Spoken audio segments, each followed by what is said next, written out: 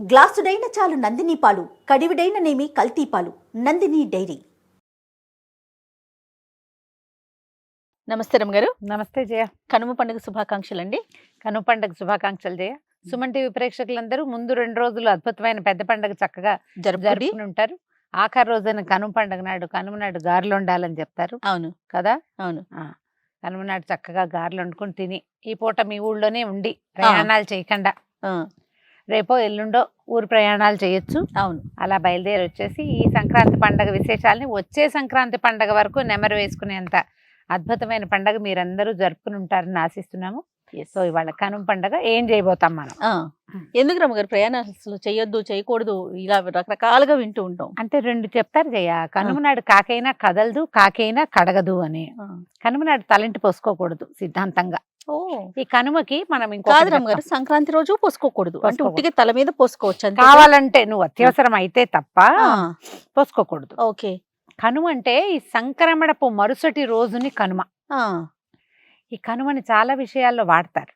సంక్రమణం మరుసటి రోజున మనము ఏదైనా వేరే ప్రాంతానికి వెళ్ళి పితరులకు ఏమైనా పెట్టుకున్నాం అనుకో, ఏ సంక్రమణ రవి సంక్రమణాల్లో ఆ మరుసటి రోజు ప్రయాణం చేయకూడదు. సంక్రమణం నాటి రాత్రి ప్రయాణం చెయ్యొచ్చు కానీ మరుసటి నాడు ప్రయాణం చేయకూడదని ఎందుకు ఈ విధానం వచ్చిందో పెద్దగా అంత క్లారిటీ ఇవ్వరు జయ. కడగదు కదలదు ఈ 2 చెప్తారు. కాకైనా కడగదు అంటే ఇవాళ నెత్తి మీద నీళ్లు పోసుకోకూడదు, నెత్తి ఏ ఊరు వెళ్ళకూడదు, ప్రయాణం ప్రయాణాలు మంచివి కాదని ఒక సిద్ధాంతంగా చెప్తారు. అందుకని ఏం చేస్తారు, చాలా మంది పండగ రోజు బయలుదేరుతారు. కనుమనాడు కాకపోతే ముక్కనుమనాడు పండగ మరుసటి రోజు. ఆ రోజుకైతే అప్పచ్చలు చేసినవన్నీ అయిపోతాయి. ఫ్రెష్ అప్పచ్చలు ఏమైనా చేసుకుని నిదానంగా బయలుదేరచ్చు. కనుమనాడు చాలా చోట్ల ఏం కనపడుతుంది అంటే పశువుల పండుగ కనుమ. పశువుల పండుగ అంటే మనం ముందు ఏం చేసాము, ఇన్ని రోజులు మనకి ఎడ్లు ఆవులు ఇవి సేవ చేసి ఉంటాయి. మామూలుగా అయితే ఇది వరకు వ్యవసాయం అంతా ఎడ్ల వ్యవసాయం కదా. ఇప్పుడు వ్యవసాయపు ధోరణి ఏముంది మనకి, అంతా కోతక మెషిన్ వచ్చింది. అది వచ్చి ఆ రాకాసి మెషిన్ మన లోపలికి వెళ్ళి టకటక కోసేసి అప్పటికప్పుడు నూర్చేసి మనుషులతో ఆటే పని లేకుండా అయిపోయే విధానంలోకి వచ్చాం. సులభం అయిపోయిందేమో కానీ మనుషుల మధ్య బంధాలు కానీ కదరమ్మ గారు ఒకరికొకరి స్నేహం కానీ ఇవన్నీ తగ్గిపోలే. ఎందుకంటే మిషనే చేస్తుంది, అక్కడ మనిషితో సంబంధమే లేదు. పని మనుషుల అవసరం ఉంటుంది కానీ సామూహికమైన పని విధానం ఉండదు. కోత తర్వాత ఇదివరకు ఏం చేసేవాళ్ళు, ఒక రోజు కోత కట్టేత, తర్వాత నూర్పుళ్ళకు ఒక ఇది పొలి పెట్టటము, ఈ పొలి అనే పాటలు, ఆ తర్వాత తూర్పార పట్టటము వడ్లని రోడ్ల మీద పోయటం, బోళ్ళంత వ్యవహారం ఉండేది. ఇప్పుడు ఏముంది, అదే కోసేసి అదే నూట్ చేస్తుంది కాసేపట్లో. ఈ పనిలు ఒక లైన్ ప్రకారం అయ్యే పని, సామూహికంగా పని విధానము, ఎక్కువ మంది ప్రజలకి పని ఇచ్చే విధానము ఇప్పుడు ఒక్క రవ తగ్గిందేమో అనిపిస్తుంది. అయినా కూడా మనకి ఇదేం చేస్తామంటే ఈ ఎడ్లని వాటిని వ్యవసాయానికి విపరీతంగా వాడతారు. వస్తువు ఈ వడ్లని వాటిని ధాన్యాన్ని ఇంటికి చేర్చుకోవడానికి కూడా మనం బసవన్నలే వాడతాం. అవును. ఈ రోజున ఏం చేస్తారు, బసవన్నలకు విశ్రాంతి, చక్కగా స్నానాలు చేయించి చెరువులకు తీసుకెళ్లి శుభ్రంగా తోమి ఒళ్ళు తోమితే రిలాక్స్ అవుతాయి జంతువులు. బాగా ఒళ్ళు రుద్ది స్నానం చేయించి కొమ్ములకి పసుపులు, మొహానికి పసుపు రాసి కొమ్ములకేమో రంగేసి, కొమ్ములకి రంగులు వేయటం, పువ్వులు అలంకరిస్తారు కదా, అలంకరించటము పశువుల పండుగనే చెప్తారు కనుమనాడు. ఈ కనుమనాడు ఏం చేస్తామంటే ఇంకొకటి కూడా చేస్తాం, ఈ మన ధాన్యాన్ని కంకుల్ని కొన్ని కట్టలు కట్టేట్టు పెట్టుకుంటారు. కనుమనాడు బాకిళ్లలో వెళ్ళాడేస్తారు. ఇప్పుడు ఏంటంటే పిచ్చుకలకి వాటికి ఆహారం ఇవ్వటము, మన పండగ ఏదైనా సరే మనం తింటాం చేసుకుని శుభ్రంగా మనం చక్కగా చేసి ఎవరికైనా పెట్టడం, ఎవరికైనా ఏదైనా ఇవ్వటం. ఈ ఎవరికైనాలో మనుషులే కాకుండా పశుపక్ష్యాదులు కూడా ఉండటం పురాతనమైన విధానాలుగా ఏర్పరిచి ఉంచారు. మామూలుగా మనకి ధాన్యపు కంకులు అంటే చేలల్లో బడి పిచ్చుకలు పిట్టలు తింటాయి. వాకిళ్లలో కూడా ఈ ధాన్య బస్తాల జోలికి రాకుండా వాటికి ఏం చేస్తారు, గుత్తులుగా కట్టేసి అటు వేసి పెడతారు. కొన్ని నెలల పాటు పక్షులు బట్టి ఆ కంకుల్ని తీసుకుని తింటాయి.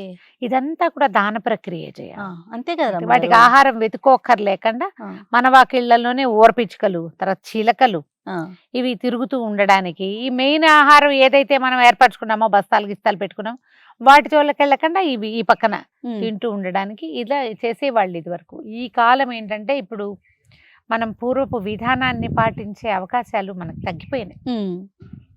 కానీ ఆ రోజుల్లో ఇలా చేసేవాళ్ళమని జ్ఞాపకం చేసుకుని ఎంతో కొంత ఏదో ఒకటి ఎంత చేయటం. చేయగలిగితే అంత. అంత చేస్తూ ఉండటమే. ఇప్పుడు పంటలు కోయటము, ఇప్పుడే పంటలు రావడము అవి కూడా లేదు. డిసెంబర్లోనే అయిపోతున్నాయి. అవును. జనవరి దాకా ఈ పంటలు ఇళ్ళకి రావడం, బస్తాలు రావడం అవి తగ్గిపోయింది. వ్యవసాయంలో మార్పులు వచ్చేసాయి, వాతావరణంలో మార్పులు వచ్చేసాయి కదండి. మన జీవన విధానమే మారిపోయింది. కానీ మారిపోయింది. కాకపోతే పండగలు అవే వేళకి, ఎప్పుడు వచ్చే వేళకి అవే వస్తాయి. సూర్యుడు చంద్రుడు వాళ్ళ వేళల్లో మాత్రం తప్పదు. కాదరమ్మ గారు, భగవంతుడి దయ వల్ల డేట్లు ఫిక్స్ చేశారు కాబట్టి సరిపోతుంది. లేకపోతే వీటిని కూడా వీళ్ళు వెంబడి మార్చేసుకుంటారో ఏంటో. మార్చేస్తాం. కనుమ నాడు గారెలు తినాలంటారు. అయితే వెజిటేరియన్స్ అయితే కనుమ నాడు గారెలు చేసుకుంటారు. ఇక ఇప్పుడు కోడి పందాలు ఆడేవాళ్ళు వాళ్ళు చాలా మంది ఉంటారు కదా. పండగ రోజుల్లో కూడా కోడి పందాలు ఆడతారు. మాకు తెలిసి అయితే పాలేళ్ళని మేము కనుమ నాడు సెలవులు ఇచ్చేవాళ్ళు. అందరికీ సెలవే. పొద్దున్నే వడ్లను శుభ్రంగా కడిగేసి ఎడ్లకి విశ్రాంతిగా వాటికి ఏర్పాటు చేసేసి 10 గంటలకల్లా ఉదయం పని చేసేసి వెళ్ళిపోతే సాయంకాలం సినిమాలకు వెళ్ళేవాళ్ళు, కోడి పందాలు ఆడేవాళ్ళు. మా పాలేళ్ళందరూ, మా రంగడు వాళ్ళంతా కోడి పందాలు ఆడడం నాకు తెలుసు. కోళ్ళని పట్టుకెళ్ళేవాళ్ళు, డబ్బులు ఇచ్చేవాళ్ళు.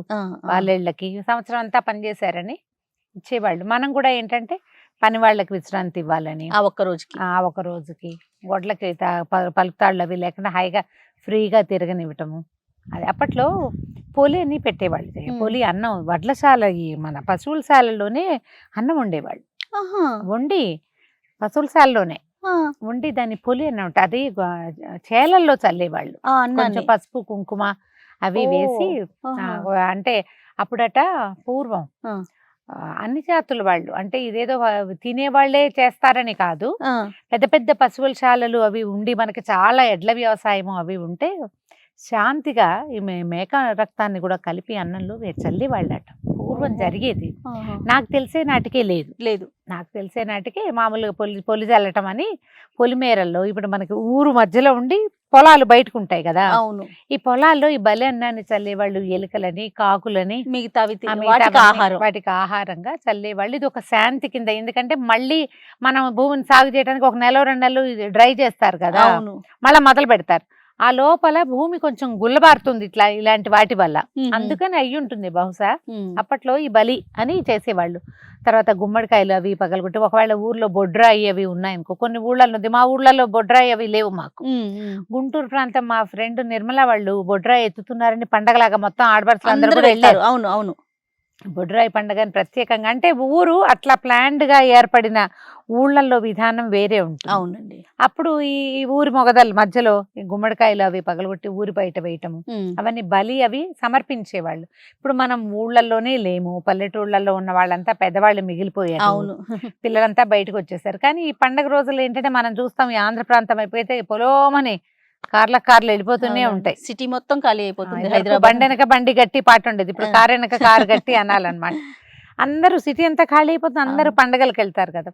ఈ పండగకి వెళ్ళిన వాళ్ళు వండుకుని తింటాం కాకుండా మన విధానాలు పూర్వం ఏం పాటించేవాళ్ళు, పాతకాలపు పద్ధతులు ఏంటి, ఊళ్ళో కాస్త నలుగురిని పలకరించడము, ఊరి వాతావరణం ఎలా ఉంది, మన ఊరికి మనం ఏమైనా చేయగలమా, మనం చదువుకున్న బడికి ఏదైనా చేయొచ్చా అన్న ఒక ఆలోచన చేయడానికి కూడా ఇది ఒక మంచి కాలం, మంచి సమయం. అందరూ కలుస్తారు కదా, చాలా మంది పాత స్నేహితులు, ఊళ్ళో జనాలు, పెద్దవాళ్ళు, గ్రామ పెద్దలు కలుస్తారు కదా. ఒక మంచి ఆలోచన, మంచి నిర్ణయం తీసుకునేందుకు ఇది ఒక మంచి కాలం, మంచి అంటే అవకాశంగా భావించాలి. అవునండి. కనుమ నాడు కాలు కదపకూడదని ఒక శాస్త్రం ఉంది కాబట్టి కనుమ నాటి ప్రయాణం అంత మంచిది కాదని చెప్తారు. సంక్రమణ నాడే బయలుదేరచ్చు, లేదా తెల్లవారంగానే ముక్కనుమ నాడు బయలుదేరటము. ఇప్పుడు ఎవరింట్లో అయినా సామాన్లు పెట్టుకుని మనం నిర్గమనం అని పెట్టుకుంటాము. అందరిళ్లలోనూ కనుమ పండగేగా. అంతేగా. ఊరెళ్ళే అవకాశం లేని వాళ్ళు మన ఇంట్లో ఉంటే మనమే. ఈ పండగలు ఏంటంటే పర్వదినాలు ఇవి. నిజానికి ఇది మనం పండుగగా మనం ఏ పర్వదినాన్ని పండగ చెయ్యం. పర్వదినాలుగానే ఉంటాయి. అవును. కానీ ఈ పర్వదినం, ఈ ఉత్తరాయణ పర్వదినము, మనకి మకర సంక్రమణం పండుగగా చేసుకుంటాం. ఈ పండుగల్లో ఈ వాదులాటలు, కొట్లాటలు, గొడవలు, ఇలాంటి వాటికి నేనంటే నేను, తూతూ మేమే అంటాం, నువ్వంటే నేను, నేనంటే నువ్వు, ఇలాంటి ధోరణులలోకి వెళ్ళకుండా ఉంటే మనకి ఎక్కువ పర్వదినాలు ఉన్నాయి, ఎక్కువ పండగలు ఉన్నాయి. పండగ రోజుల్లో పొట్లాడుకోకూడదు అని ఒక రూల్ కనుక పెట్టుకుంటే 300 రోజులు గడిచిపోతాయి చక్కగా. అప్పుడు అన్ని రోజులు గొడవలు లేకుండా ఉండడం. ప్రశాంతమైన జీవితానికి ఈ పండగ చాలా అంటే చాలా అవసరం. అంతే రమ్మగారు. ఈ 3 రోజుల పండగ వీడియోల్ని మనం పూర్తి చేసేసాం. అలాగే ప్రేక్షకులందరూ కూడా ఈ 3 రోజుల పెద్ద పండుగని చక్కగా సుసంపన్నం చేసుకోండి. స్నేహితులతో చక్కగా కలవటం, బంధుమిత్రులందరినీ, పాత రోజుల్లో ఎవరెవరిని వదిలేసామో వాళ్ళందరినీ కలుపుకునేందుకు ఇది ఒక సదవకాశంగా భావించటము, దేవాలయ దర్శనం చేయటము, మన ఊళ్ళో ఉన్న గుళ్ళు చూసుకోవటము, అవును. స్నేహితుల్ని కలవటం, పెద్దవాళ్ళ ఆశీర్వాదాలు తీసుకోవటము, మన ప్రాంతంలో ఎలాంటి సంస్కృతి సాంప్రదాయాలని పాటిస్తారో వాటిని సజావుగా నిర్వర్తించడానికి ఒక ప్రయత్నం చేయటం. ఈ ఏడాది కుదరలేదు, సరిగ్గా చేయలేకపోయాం, ఏం పర్వాలేదు, వచ్చే సంవత్సరం వస్తుంది, అంతే కదా, వచ్చే సంవత్సరం అయినా చేయాలి సరిగ్గా అని ఒక గట్టి నిర్ణయం తీసుకుని పండగని పూర్తి చేసుకుందాం. రైట్. ఆగండి రమ్మగారు. పండగ ఓకే. అవును రమ్మగారు, మీరు అన్నట్టుగా దేవాలయ దర్శనం. కానీ మనకి ఈసారి దేవాలయంలోనే సంక్రాంతి గురించి మాట్లాడుకునే అవకాశం కల్పించారు మనకి ధర్మపురి క్షేత్రంలో. మనం ఇప్పుడు కూర్చొని ప్రతిదీ కూడా సంక్రాంతికి సంబంధించిన ప్రతి విషయాన్ని మేము దీప్తి శ్రీనగర్లో ఉన్నటువంటి ధర్మపురి క్షేత్రంలో కూర్చొని మాట్లాడుతూ ఉన్నాం నేను రమ్మగారు. సో మాకు ఈ అవకాశం ఇచ్చినందుకు సత్యవానమ్మ గారు కూడా ఇంకొకసారి సంక్రాంతి పండుగ శుభాకాంక్షలు చెప్తూ అనేక కృతజ్ఞతలు.